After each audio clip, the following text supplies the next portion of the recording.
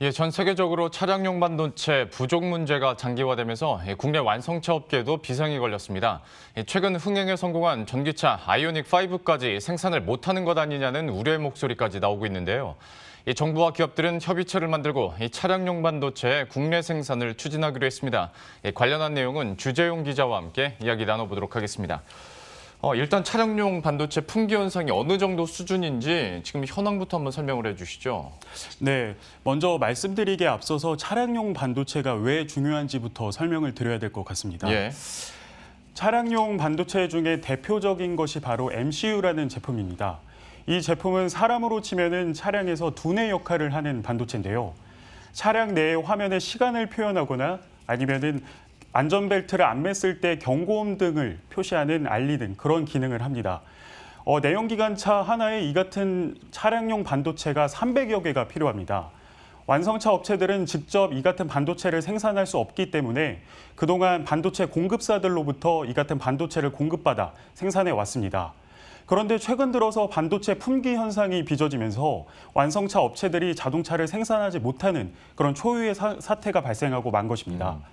최근 GM 같은 경우에는 북미 3개 공장의 셧다운 기간을 다음 달 중순까지로 연장하기로 했고 전기차 제조사인 테슬라도 지난달에 이틀간 공장 가동을 중단하는 등 거의 모든 글로벌 자동차 제조사들이 생산 차질을 겪고 있습니다.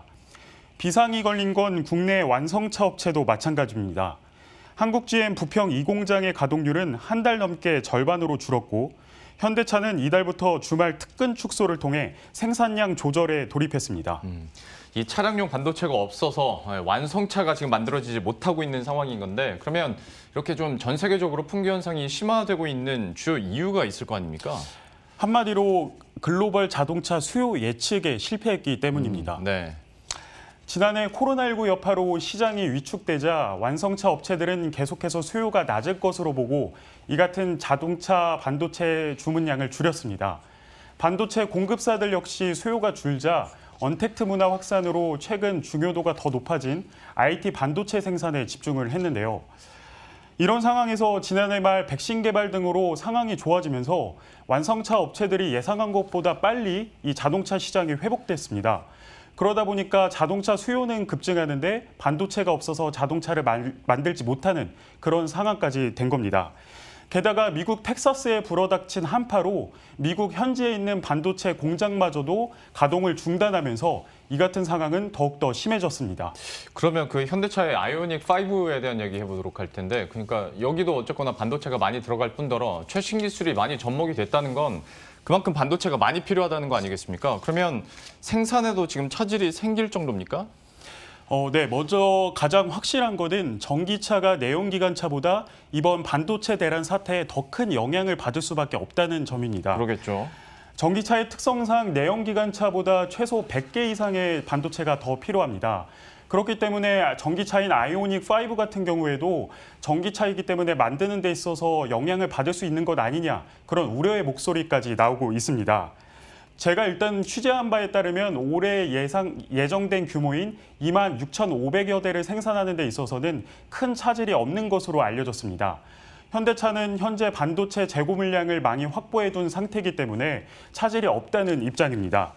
하지만 업계에서는 지금처럼 자동차 반도체 부족 사태가 계속될 경우 지금 당장은 아니더라도 추가 생산에 돌입했을 때 아이오닉 5 역시 생산 차질을 빚을 수밖에 없다는 그런 목소리까지 나오고 있습니다.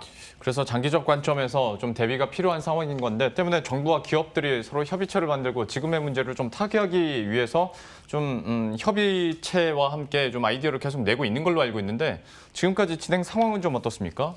네, 말씀하신 대로 산업부는 어제 현대차와 삼성전자가 참여하는 협의체를 발족했습니다. 예.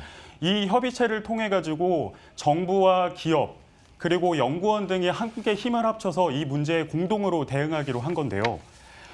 일단은 먼저 어제 있었던 간담회 영상부터 한번 보시도록 하겠습니다. 오늘 발족한 미래차 반도체 연대협력 협의체를 지속 운영하여 반도체 수급애로와 함께 기업 간 협력을 적극적으로 논의하도록 하겠습니다.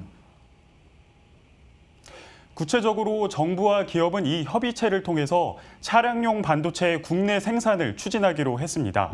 사실 국내에는 삼성전자와 같은 파운드리 업체가 있지만 사실 차량용 반도체를 주력으로 생산하지는 않고 있습니다.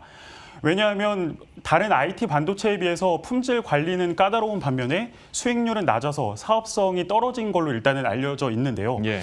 이 같은 사정 때문에 전체 반도체 시장에서 이 차량용 반도체가 차지하는 비율은 10% 정도에 불과한 것으로 알려져 있습니다.